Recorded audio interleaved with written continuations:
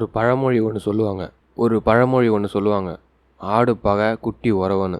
இந்த கடகத்துக்கு இதுதான் பெரிய பிரச்சனையே. கடகராசிக்காரங்களை எல்லாரும் உயர்த்தி பேசுவாங்க. யார் உயர்த்துறாங்களோ அவங்களே போட்டு உடைச்சிருவாங்க. கடகராசிக்காரவங்களுக்கு யாரை நம்பி வாழ்கிறதுனே தெரியாது. அவங்களுடைய பெரிய சிரமமே அதான். ஆடு பகை குட்டி உறவு. வெளியில் பார்த்தா உங்களை மாதிரி உண்டா அப்படின்னு கை கொடுப்பாங்க. வெளியில் போன அப்புறம் கடகராசிக்காரங்களா கழுவி கழுவி ஊற்றுவாங்க. இப்படி ஒரு மனுஷனா அப்படின்னு. இது கடகராசிக்கு காதில் வந்து விழுந்துடும். அதே மாதிரி நம்ம வீட்டிலேயே நம்மளை 2 விதமான எண்ணத்தில் வச்சுருப்பாங்க. பட்டப்பேர் இல்லாமல் கடகராசியால் இருக்கவே முடியாது. ஏதாச்சும் ஒரு பட்டப்பேர் கடகராசிக்கு இருக்கும். அதே மாதிரி கடகராசிக்கும் நேரத்துக்கும் ரொம்ப பிடிக்கும். காலம் வந்து கடகத்தை ரொம்ப கட்டி அணைச்சிக்கும். கடகராசிக்கு 4 பெயர்ச்சிகள். குரு 12வது வீட்டுக்கு வந்திருக்கிறார். ஏற்கனவே கையை வச்சு செலவை அள்ளி விடுவீங்க.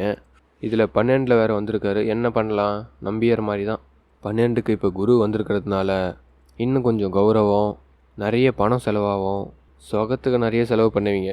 10 ரூபா செலவு பண்ணுற இடத்துல 50 ரூபா செலவாகும். அதுவும் கடகராசி பிள்ளைகளை பெற்று வச்சுருக்கீங்கன்னா முடிஞ்சு போச்சு. உங்கள் பிள்ளைகளால் நிறைய செலவாகும். நீங்கள் மறுக்கவே முடியாது. கடகராசிக்காரவங்களை கல்யாணம் பண்ணியிருந்தாலும் சரி தான். முடியாதுன்னு சொல்ல முடியாது. கடகராசி என்ன கேட்டாலும் எதிராளி செய்ய வேண்டிய கட்டாயம்.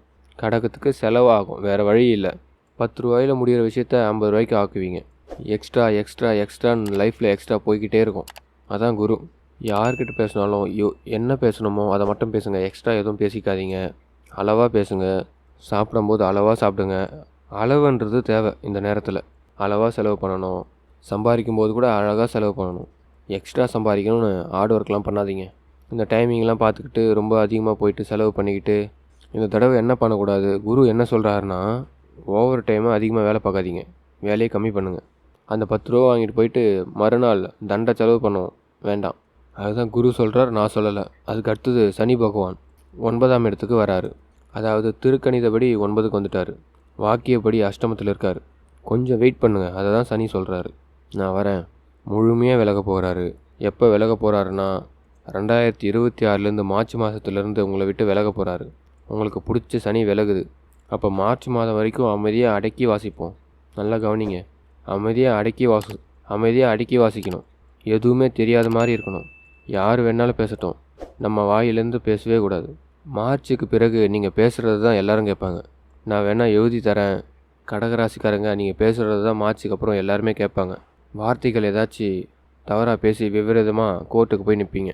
இப்போ வந்து ஆடக்கூடாது. இருக்கிற இடம் தெரியாமல் மார்ச் மாதம் வரையும் ஓட்டணும். மார்ச் மாதத்துக்கு பிறகு கடகராசிக்காரங்க அள்ளி விடுங்க. அவ்வளோதான். ஆண்டவனே உங்கள் பக்கம். பொறுத்து இருக்கண்ணா, பொறுத்துரு. இவ்வளோதான். நான் சொல்லலை, சனி சொல்கிறாரு. இப்போ இதுக்கு சனி என்ன டேலண்ட்டை கொடுக்குறாருன்னா, எல்லாத்தையும் காதில் வாங்கிக்க, எல்லாரை பற்றியும் தெரிஞ்சிக்கோ.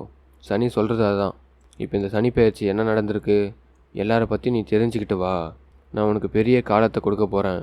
உனக்கு பெரிய சிம்மாசனத்தை கொடுக்க போகிறேன். இந்த கடகராசிக்காரங்க எந்த பொசிஷனுக்காக, எந்த தேவைக்காக இருக்கீங்களோ, எதற்காக ஏங்கிட்டு இருக்கீங்களோ அதை இப்போ கொடுக்க போகிறாரு சனி பகவான். இதுதான் கடகத்துக்கு இருக்கக்கூடிய பெரிய பலம். கடவுள் சொன்னால் கொடுத்துருவார். அப்படிப்பட்ட கடவுள் சப்போர்ட். பிள்ளையாரை கும்பிடுங்க. டெய்லியும் பிள்ளையாரை கும்பிடுங்க. ரொம்ப கோபம் வந்தால் தேங்காயை வாங்கி சூறைக்காயை விடுங்க. ஏன் எனக்கு வெற்றியை கொடுக்கல அப்படின்னு சொல்லிட்டு கோபமாக வடிங்க. ஆனால் கோபத்தை யார்கிட்டையும் காட்டாதீங்க. வார்த்தைகளை லிமிட்டாக பேசுங்க. பார்த்து பேசுங்க ப்ளீஸ். ஆனால் மார்ச்சுக்கு பிறகு நல்லா இருப்பீங்க. உயர்ந்த இடத்துக்கு வருவீங்க. ராகு பகவான் 8வது வீட்டுக்கு, அஷ்டமத்தில் ராகு. என்னென்னா, தேவையில்லாமல் நம்மளே சிக்கலில் போய் நிப்பாட்டுவோம். ஒரு பார்க்கிங்கில் போய் நிப்பாட்டிங்கன்னா கூட அங்கே ஒரு பெரிய பிரச்சனை வரும். எத்தனை சோகங்களை சந்திக்கிறோம், எத்தனை துயரங்களை சந்திக்கிறோம், எத்தனை பிரச்சனைகளை வாழ்க்கையில் சந்திக்கிறோம். அவமானம், கடன், இன்னும் சொல்லிக்கிட்டே போகலாம். ஏதாச்சும் ஒரு நல்லது நடந்திருந்தால் நம்ம மனசு எவ்வளவு நிம்மதியாக இருக்கும். நம்மளாக நிம்மதி தேடுறதா, நிம்மதி தானாக வருமா? யோசிக்கணும். இப்போ இந்த இடத்துல யோசிக்கணும். எத்தனையோ கிரக பெயர்ச்சிகள்லாம் நடக்குது. கடந்த நேரத்தில் சனி பகவான் பெயர்ச்சி அடைஞ்சார். ராகு கேது பெயர்ச்சி அடைஞ்சாங்க. குரு பகவான் பெயர்ச்சி அடைஞ்சார். இந்த பெயர்ச்சி எல்லாம் நடந்து நமக்கு ஏதாச்சும் நன்மைகள் நடந்திருக்கா? இதெல்லாம் நடந்து நமக்கு நன்மை நடக்கலை. அதான உண்மை? கமெண்ட்டில் சொல்லுங்கள். நன்மை நடக்கிறதுக்கு நம்ம என்ன பண்ணணும்? இதுதான் இப்போ நம்ம பேசணும். ஒன்றே ஒன்று மட்டும் நல்லா தெரிஞ்சுக்குங்க. நம்ம வாழ்க்கையில் நம்மளால் முடியாத ஒன்று இல்லவே இல்லை. முதல்ல நம்பிக்கை நம்ம மேலே நம்ம வைக்கணும். இதை முதல்ல எல்லாரும் புரிஞ்சுக்கணும். சனி கொடுப்பார், ராகு கொடுப்பார், கேது கொடுப்பார், குரு கொடுப்பார்னு இப்படி இருந்தது. அதே மாதிரி சனி கெடுப்பார், குரு கெடுப்பார், ராகு கேது கெடுப்பார்னு இப்படியும் இருக்குது. இப்படிலாம் நம்ம நினைக்கிறத விட கொடுப்பதும் கெடுப்பதும் நானே, அதாவது நம்ம தான். நானே கடவுள். இது எல்லாரும் முதல்ல நீங்கள் தெரிஞ்சுக்குங்க. ஒரு முடிவு எடுக்கிறோம், ஒரு ஹோட்டலில் போய் சாப்பிட்றோம். யாரோட முடிவு? நம்மளோட முடிவு. ஒரு பயணம் ஒரு பேருந்தில் பண்ணணும் அப்படின்னு நினைக்கிறோன்னா அது யாரோட முடிவு? நம்மளோட முடிவு. எல்லாமே நம்ம முடிவு தானே. அப்போ நம்ம என்ன பண்ணுறோம்? நல்லதை யோசிக்கிறோம். பாசிட்டிவாக நல்லா யோசிக்கும்போது நல்லது நடக்குது. பேராசைப்படும் போது கெட்டது நடக்குது. ஆசையை விட பேராசை மோசமானது. அப்போ எத்தனை கிரக பயிற்சிகள் வந்தாலும் இந்த பேராசை வரும்போது எல்லாத்தையும் துவம்சம் பண்ணிடும். அப்போ இந்த கிரகங்கள்லாம் பயிற்சி அடையும் போது அதுக்கேற்ற மாதிரி நம்ம எப்படி சப்போர்ட் ஆகணும் அப்படின்றதான் பார்க்க போகிறோம். அதுதான் முக்கியம். கிரகம் நமக்கு சப்போர்ட் ஆகுதான்னு பார்க்குறத விட அதனுடைய வேலை, கடமை. இந்த கிரக பயிற்சியே நம்மளை இந்த அளவுக்கு வாட்டுதுன்னு நினைக்கிறோம். கிரகம் என்ன நினைக்குதோ அது மாதிரி நம்ம நடக்கலை. நம்மளுடைய திங்கிங் கொஞ்சம் ஹைஃபையாக இருக்குது. அப்போ அதனால் என்ன பண்ணுறோம்? சில சிரமத்தை அடையிறோம். நேர் வழியில் போகும்போதும் பொறுமையாக போகும்போதும் வெற்றி நம்ம பக்கம் இருக்குது. நம்ம வேகமாக போகும்போது நம்ம கையை விட்டு எல்லாம் மீறி போகுது. அவசரப்படும் போது எல்லாமே மீறிடுது. அப்போ எத்தனை கிரக பயிற்சி வந்தாலும் நமக்கு சாதகம் ஆகலை. இப்போ இந்த டைம் 4 கிரக பயிற்சி வந்திருக்கு. இப்போ சாதகம் ஆக்கணும். அப்போ என்ன பண்ணணும்? ராகு, கேது, சனி, குரு இவங்க என்ன நினைக்கிறாங்கன்னு முதல்ல தெரிஞ்சுக்கணும். அதை நம்ம ஃபாலோ பண்ணால் நம்ம வாழ்க்கை நல்லா இருக்கும். 2 வீலர் உங்ககிட்ட இருக்குது, கார் இருக்குன்னா 2 மினிட்ஸ் தானே பார்க்கிங்கில் நிறுத்த. நோ பார்க்கிங்னு இருக்கும், அங்கே தான் நிப்பாட்டுவோம். இங்கே தான் உட்காந்துட்ருக்கேன், என்னை யாரும் கேட்க மாட்டாங்க அப்படிலாம் நமக்கு தோணும். கொஞ்சம் ஹைஃபையாக இருக்கிற மாதிரி தோணும். கொஞ்சம் திமிருன்னு கூட சொல்லலாம். நமக்கு திமிரே ஜாலி தான். அதான் சொல்லுவாங்க, திமிருக்கு பிடித்தவங்க யாருன்னு கேட்டால் கடகம் தான். அது ஒரு ஸ்டைலு, அது வேறு விஷயம். ஆனால் இப்போ அது வேண்டாம். ஏன்னா ராகு 8ல் இருக்கார்ல. நிறைய பேர் நம்ம ஃபினான்ஷியலி சிரமப்படுற மாதிரி ஆகிடும். இந்த அபராதங்கள்லாம் கட்டுற மாதிரி ஆகிடும். எதையுமே யாரும் தெரிஞ்சிக்க மாட்டோம். எதுவுமே முழுமையாக ஆராய்ச்சி பண்ணாமல் தெரிஞ்சிக்காமல் பேசிடுவோம். அது வேண்டாம். இப்போ இந்த கடகத்திற்கு ராகு 8க்கு வந்திருக்கிறதுனால தயவு செஞ்சு தெரிந்து கொண்டு பேசுங்கள். யாருக்கிட்ட பேசினாலும் சரி, தெரிந்து கொண்டு பேசுங்கள். பயத்தை தூக்கி வைங்க. அதாவது எப்படின்னா, நம்ம செய்கிறது கரெக்டாக இருக்கணும். நம்ம யாரும் எதுவும் சொல்லிடக்கூடாது. நம்மளை விமர்சனத்துக்கே கொண்டு போகக்கூடாது. இதில் நீங்கள் முடிவாக இருங்க. இதுதான் கடகம். கேது பகவான் 2ஆம் வீட்டுக்கு வந்திருக்கிறாரு. 2ஆம் இடம்னா இப்போ என்ன? படிக்கணும். கடகராசிக்காரவங்க ஏதாச்சும் படிங்க. மேற்படிப்புக்கு படிங்க. உங்களை உயர்வுக்கு கொண்டு போங்க. ஒரு வித்தையை கற்றுக்குங்க. அவ்வளோதான்.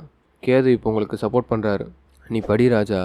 சார், நான் ஏற்கனவே படிச்சிருக்கேன் சார், இன்னும் கொஞ்சம் படிங்க. வேலையில் இருக்கீங்களா? இன்னும் கொஞ்சம் நல்லா வேலை பார்க்க கற்றுக்குங்க. ப்ரொமோஷன் ஆவீங்க. உன்னுடைய அறிவை வளர்ப்பதற்கு கேது ஹெல்ப் பண்ணுவார். ஆனால் அதே நேரத்தில் இந்த கேது 2க்கு வந்திருக்கும்போது தத்துவம்லாம் பேச தோணும். அதெல்லாம் பேசாதீங்க. நான்லாம் எப்படி தெரியுமா அப்படி இப்படின்னு ஓதாரெலாம் விட வேண்டாம். என்கிட்டலாம் ஒருத்தவங்க வந்தால் ஆட்டி வச்சிருவேன், அசத்திடுவேன். அதெல்லாம் சொல்லவே கூடாது. இப்போ அவ்வளோதான். நம்ம ஸ்பீச்சே நமக்கு நல்ல நண்பர்களை பிரிச்சுட்டு போயிடும். நம்ம ஸ்பீச் நமக்கு எதிரியே போயிடும். வேண்டாம். கேது என்ன சொல்கிறார்? உயர்கல்வி, உயர்ந்த லைஃபு, உயர்ந்த பிரதாபம், குடும்ப வாழ்க்கையில் நிம்மதியாக இருக்கிறதுக்கு கருத்துக்களை பேசக்கூடாது. நிறைய விஷயத்தை தெரிஞ்சுக்கணும், லேர்ன் பண்ணணும். இந்த லேர்னிங் தான் சொல்கிறாரு. நீங்கள் நிறைய கற்றுக்குங்க அப்படின்னு. நீங்கள் இன்னும் பக்குவம் அடையணும், நல்லா இருக்கணும். யார் சொல்கிறாரு? கேது பகவான் சொல்கிறாரு. ஆக இந்த 4 கிரகங்களும் இதை தான் சொல்கிறாங்க, மோதிக்கிறாங்க. இந்த போதனையை கடகம் ஏற்றுக்கொண்டால் 4 பெயர்ச்சிகளும் நிச்சயமாக கோடான கோடி வெற்றிகளை கொடுக்கும். இது மாதிரி தான் கிரகங்கள் நினைக்கிறாங்க. இது மாதிரி நம்ம இனிமேல் பயணம் பண்ணால் நிச்சயமாக நம்ம வாழ்க்கையில் எந்த தோல்வியும் வராது.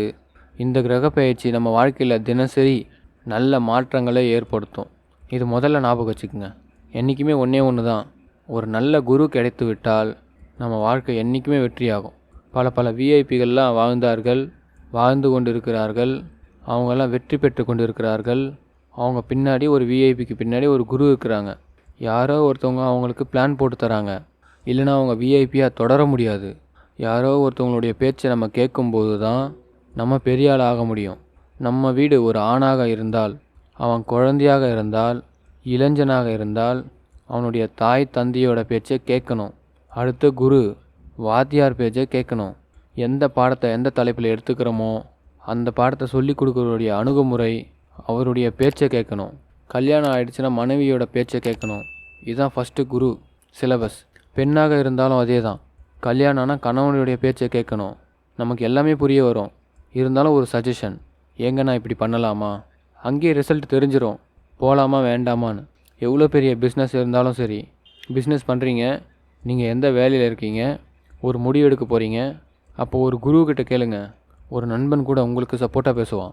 சொந்தக்காரங்க உங்களுக்கு ஆப்போசிட்டாக பேசுவாங்க. அப்போது ஒரு குரு கரெக்டாக ஐடியா கொடுப்பாரு. அதுக்கு தான் ஜோதிடம் பார்க்குறோம். என்னை பொறுத்த வரைக்கும் நான் சொல்கிற ஐடியா தான். என்கிட்ட ஜாதகம் பார்க்குறவங்ககிட்ட முதல்ல சொல்கிற செய்தி, நீங்கள் என்ன நினைக்கிறீங்க? இப்போ இது வேணுமா? இந்த நேரம் வேண்டாம். இல்லை இந்த நேரம் வேண்டும். ஆனால் எது ஆசைப்பட்டாலும் அது உனக்கு நடக்கும். ஆனால் கொஞ்சம் வெயிட் பண்ணுன்னு சொல்லுவேன்.